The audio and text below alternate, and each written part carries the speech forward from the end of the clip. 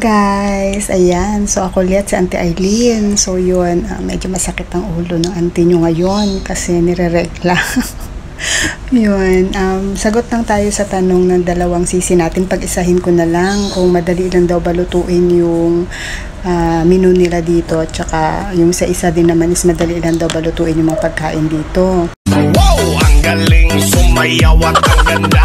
Ganyan ang mga dugong Pilipino. Yung sagot ko po, pasensyahan nyo na lang ako kasi medyo tawag doon, hindi sa wala sa mood pero medyo hindi okay yung ni auntie nyo ngayon. Gawa ng yung ganito talaga ako pag nare-regla ako or bago matapos o magkaroon yun, parang talagang may time na nahihilo ako na nasusuka, may time naman na yung puson ko, yung ganun. So yun lang ang mahirap din talaga pag nandito tayo sa ibang bansa. Minsan kahit may nararamdaman tayo, kailangan pa rin natin magtrabaho, no choice. So yun, although sila naman pag inopen mo naman sa kanila na talagang hindi mo na kaya or gusto mong pahinga, pwede naman din yan, mag-rest ka. Pero yun nga, syempre, work is work pa rin. Sinasahuran tayo. So, dapat pero meron naman pahinga-pahinga, ganyan. So, yun, mabalik tayo sa usapan. Ayan, ang daldal ni auntie nyo. So, yun, kahit may nararamdaman, chika pa more. So, yun. Kasi mga sisi ko po, hindi po kasi ako nagluluto dito sa amin. So, pero, according sa nakikita ko, parang mas madali yung mga menu nila dito kumpara sa atin. Kasi, dito sa kanila, hindi sila yung mga pampalasa nila, hindi, mga natural sa kanila. Yung, alam mo ba yung sa kanila, yung pagkalbaw, nagpakulo sila ng soup, meron yung mga nakapaket-paket na mga yung mga dried na gulay-gulay nila, mga beans, mga ganyan-ganyan. Alam nyo, gagawin lang nila yan, pakukuluan nila muna ng pakukuluan, yung halimbawa baboy. Pakukuluan, tanggalin lang nila yung sa ibabaw. Hindi ko alam kung anong tawag doon na nagbababol, tanggalin lang yan. Tapos, lagyan na yung lahat ng mga kailangang mga dried something. Tapos, yun na, ihalo-halo lang nila yan, asinan lang nila ng konti yan. Tapos, madalas sila dito, may mga, madalas nilang ginagamit dito, may oyster sauce, tapos mga sesame oil, mga ganyan, tapos mga salt lang, yung mga ganun lang, hindi sila mabetchin dito, katulad natin, or yung magic syrup, walang ganon.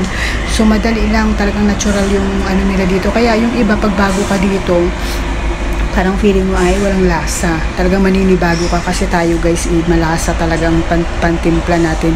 Pag nandito na kayo, bawasan nyo yun. Pero sooner or later naman makakaanuhan nyo na yan, makakasanayan nyo. Kasi nung kumain ako dati sa Lucky Plaza, grabe, naalatan talaga ako guys. Kasi may Filipino food dun sa Lucky Plaza na pagka na mismo Filipino food, pwede ka umano dun. Gusto ko yung mga gulay-gulay, may mga gata-gata. Yung kinain ko nung dati, laing yata yun. Hindi ko na maalala kung anong laing ba yun. O Bicol Express. Basta, hindi ko na maano eh. Basta yun. Tapos alat guys. So, kaya sabi ko talaga iba na yung panlasa ko yata. So, yun. So, dito mag-a-adjust ka lang ng konti sa panlasa. Pero kami dito sa almusal, dahil hindi kami heavy breakfast, tas maaga ang gising ko. Yung mga amo ko nagpapaluto yan sila. Nagpapastim lang yan. Minsan nagpapastim lang yan ng mga ban-ban. Alam mo yung mga siopaw sa atin, steam ko lang yan ng mga 20 minutes. Tapos pag nandyan na yan sila, yun, kakainin nila. Ganun sila naman ang naghahanda ng kape nila kasi automatic yung coffee nila. May coffee maker sila dito. Tapos, minsan yung amo kong babae ng dumplings. Yung dumplings naman, yan, ang ginagawa ko, pakukuluan ko yan, di ba? Yung parang isang maliit na bowl na tubig, tapos lagay ko yan yung, magsabi yan sa akin na 5 dumplings ang gusto niya, tapos ko lang yung maliit lang na bowl siya, lagay ko lang yan doon na tubig, tapos lagay ko yung 5 dumplings na kailangan niya, hanggang sa medyo, pakulo lang yun, hanggang sa mawala na yung tubig.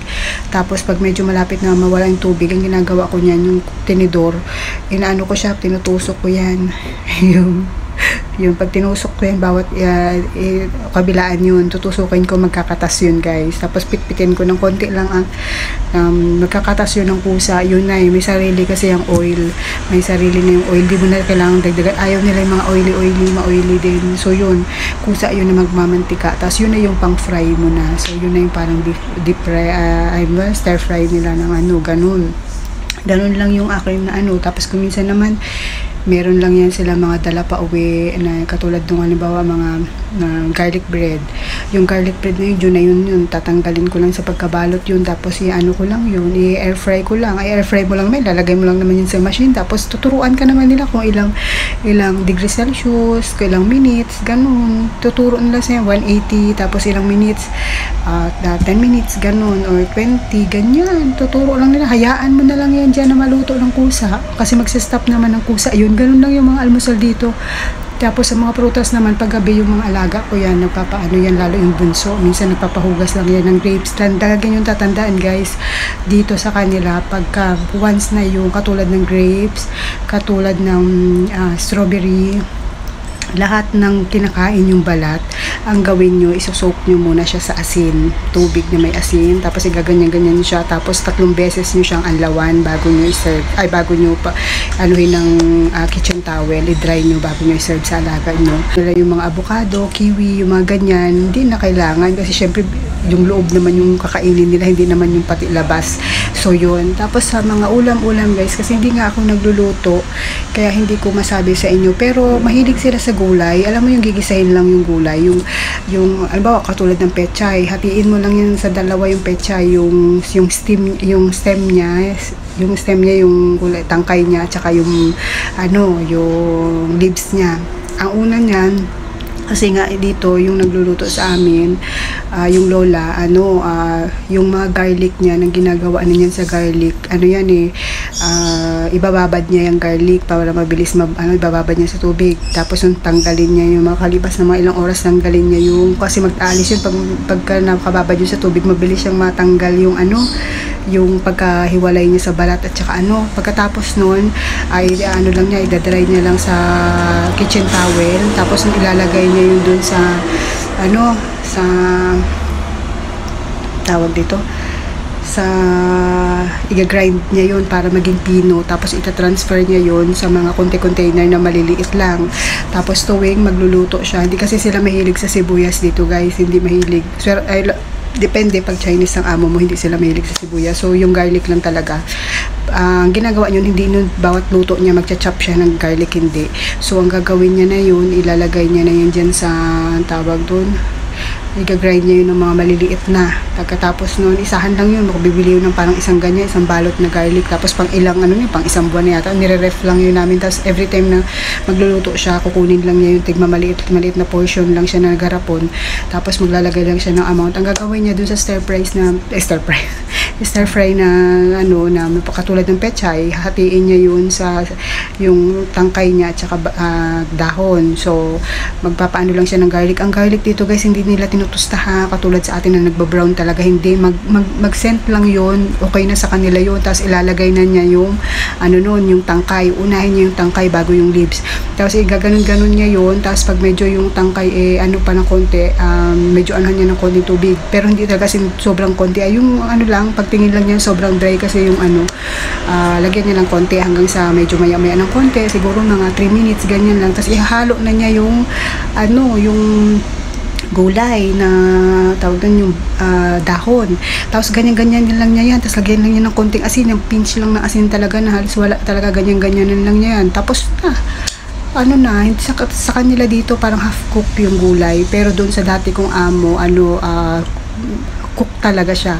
Pare silang mahilig sa gulay na nagsa-stir fry ng mga gulay, pero magkaiba yung luto nila. So depende na lang din kung anong reference ng amo nyo. Yung amo nyo rin talaga makakaalam dyan guys, hindi din talaga tayo. So yun, kaya yun mga sisi, pagdating sa pagluluto dito, huwag kayong mag-alala kasi tuturuan naman nila kayo kung paano. Pero sa totoo lang, until now ako hindi talaga ako marunong magluto kasi nakadalawang amo ko, hindi ako nagluluto talaga guys. So yun, kaya pag naswertihan nyo, na kayo ma-stress kasi parehas lang din naman tayo. Kung hindi kayo marunong magluto, hindi kayo marunong magluto, parehas tayo. So tanungin nyo na lang yan pag during interview sa inyo, pag sinabi ng employer sa inyo, you have any question to us, sabihin nyo agad, I have a concern because I don't know how to cook.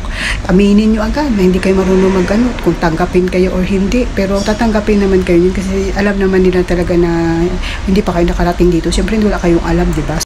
Tapos yun kahapon, bang tawag dito? Kahapon kasi lumabas yung lola nagluto lang siya ng, dito pala uso sa amin yung porridge. Atin sa Pilipinas, ang mga porridge para lang sa may mga sakit or ano, dito sa kanila is special yan, or talagang kasama sa, di talaga maano yung isang buwan or something, talagang nag-ano sila niyan, parang nasa culture na nila. So yun, kung sa atin parang normal lang ang porridge, dito sa kanila is special or kasama talaga sa kanilang menu.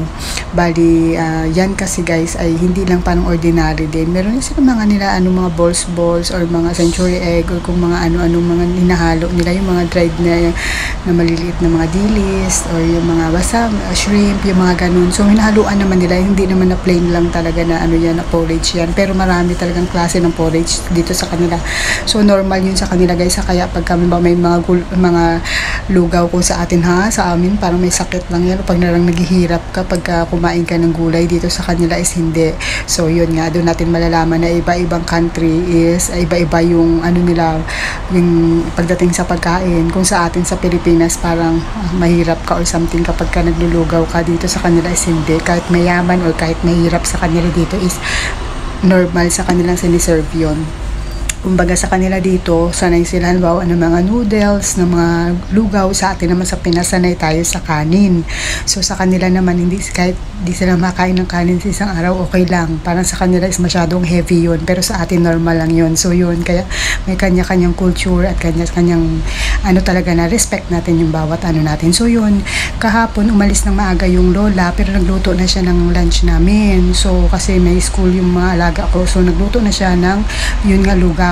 Tapos may natira pa kasi nung tanghalian, may natira pa, tapos nagprito lang siya ng itlog na may karne siyang giniling na baboy, ninaluan niya, tapos century egg ba yun, basta may halo-halo pa yun. Yung itlog niya, binatihan pa niya yun ng parang may itlog siya na parang matagal, hindi siya itlog na pula basta may isang klase pa yun. Tapos yung minix niya, masarap nga yun yun ang halo ng porridge namin. Tapos may mga balls din siya na nilagay doon.